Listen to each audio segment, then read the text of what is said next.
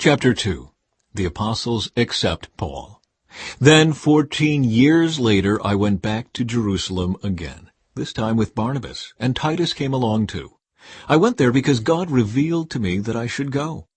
While I was there, I met privately with those considered to be leaders of the church, and shared with them the message I had been preaching to the Gentiles. I wanted to make sure that we were in agreement, for fear that all my efforts had been wasted, and I was running the race for nothing. And they supported me, and did not even demand that my companion Titus be circumcised, though he was a Gentile.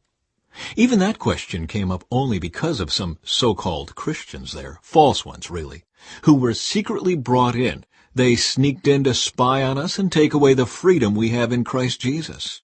They wanted to enslave us and force us to follow their Jewish regulations, but we refused to give in to them for a single moment. We wanted to preserve the truth of the gospel message for you.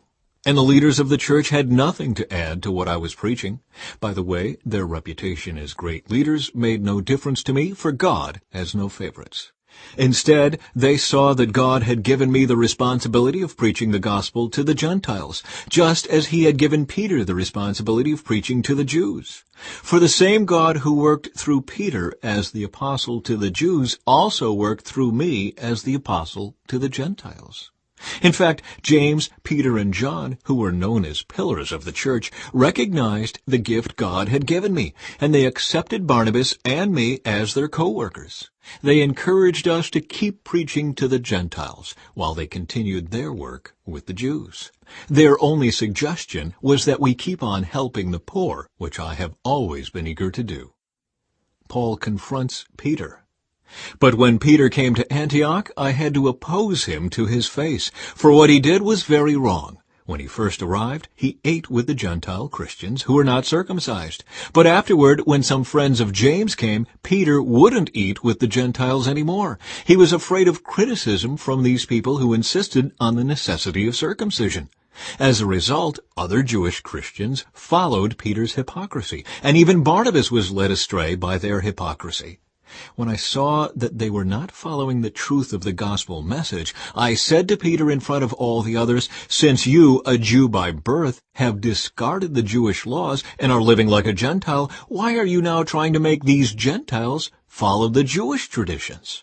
You and I are Jews by birth, not sinners like the Gentiles. Yet we know that a person is made right with God by faith in Jesus Christ, not by obeying the law.